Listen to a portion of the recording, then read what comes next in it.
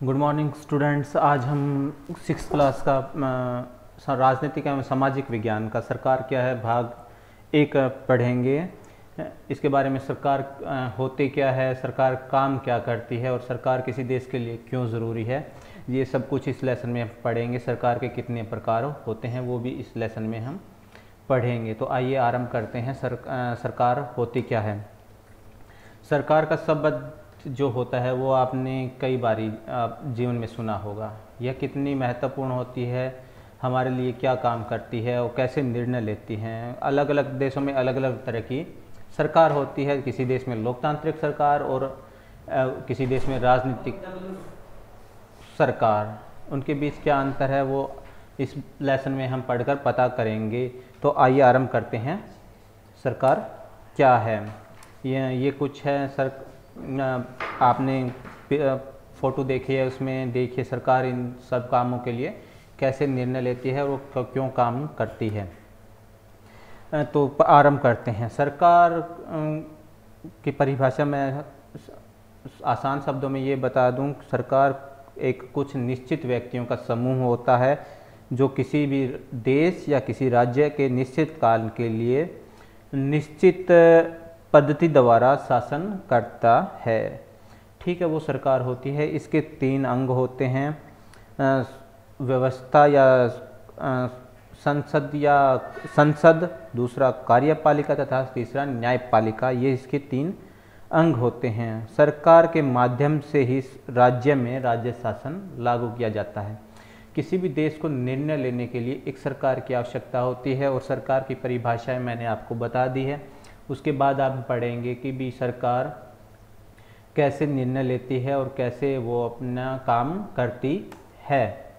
सरकार का काम केवल देश में निर्णय लेना ही नहीं, देश की सीमाओं पर की सुरक्षा करना और दूसरे देशों से शांति संबंध बनाए रखना सरकार की जिम्मेदारी होती है। सरकार की यह भी जिम्मेदारी होती है कि देश के अंदर सभी नागरिकों को पूरी तरीके से भोजन, अच्छी शिक्षा, अच्छा स्वास्थ्य, सब सुविधाएं मिले।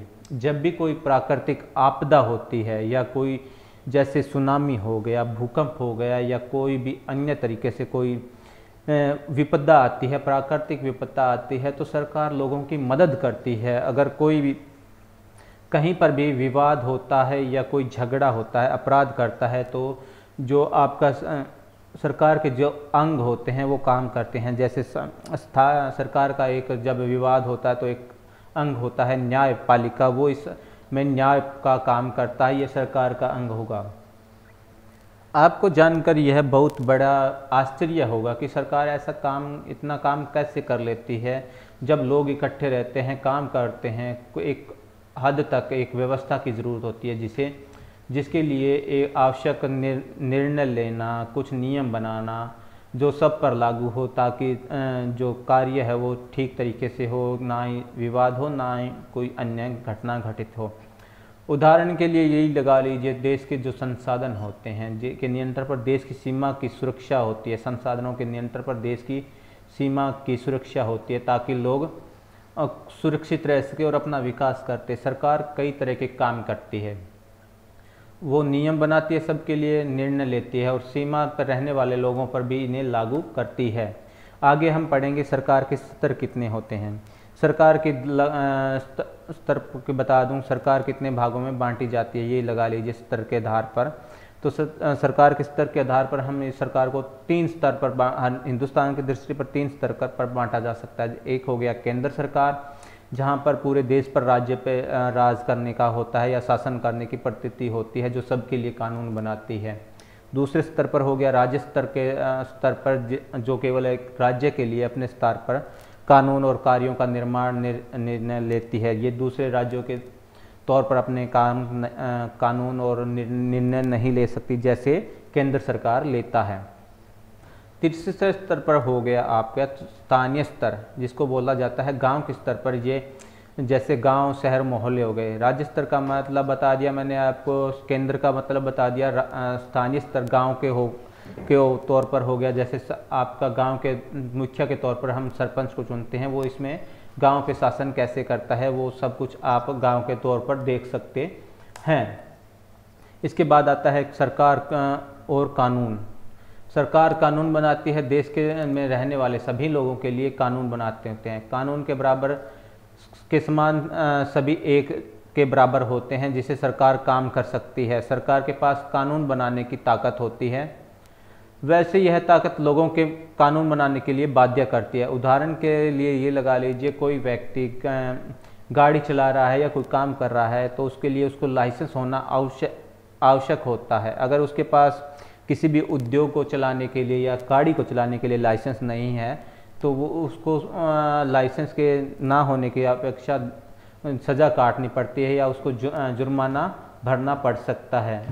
ठीक है, आज के लिए हम इस लेसन में इतना ही पढ़ेंगे, जहाँ पर सरकार क्या होता की परिभाषा मैंने आपको बता दी है। सरकार का क्या कार्य करती है, किसी देश के अंदर रहने वालों के लिए भी कार्य करती है और दूसरे देशों के साथ शांति के संबंध बनाने में या व्यापार करने के बाद भी काम करती है। सरकार देश के अंदर प्राकृतिक विपत्ता आने पर भी लोगों की मदद करती है और विवाद होने पर भी न्याय के द्वारा न्याय देती है। तीसरा, सरकार कानून बनाती है सबके लिए, जिसमें सभी लोग एक समान होते हैं, जिस लोग सबको मानने आवश्यक होते हैं, चाहे उसमें राष्ट्रपति हो या एक सामान्य नागरिक।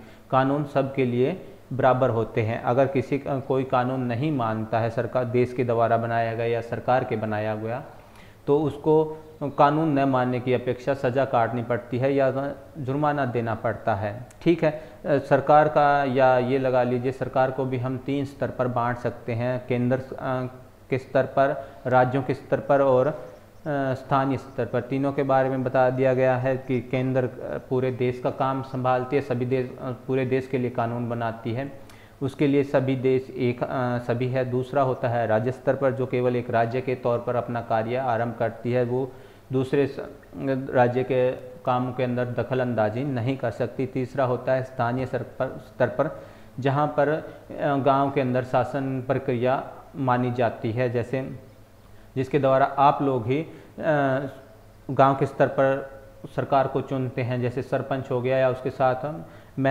वार्ड मेंबर हो गया। ठीक ऐसे ही नीचे से लेकर ऊपर तक आप लोग ही सरकार का निर्माण करते हैं अपने ऊपर शासन करने के लिए। तो बच्चों, आज के लिए इतना ही, जहां पर हमने सरकार के बारे में पढ़ा कि सरकार होती क्या है और कितने स्तर पर हम इसको बांटा सकते हैं और सरकार क्या क्या कार्य करती है।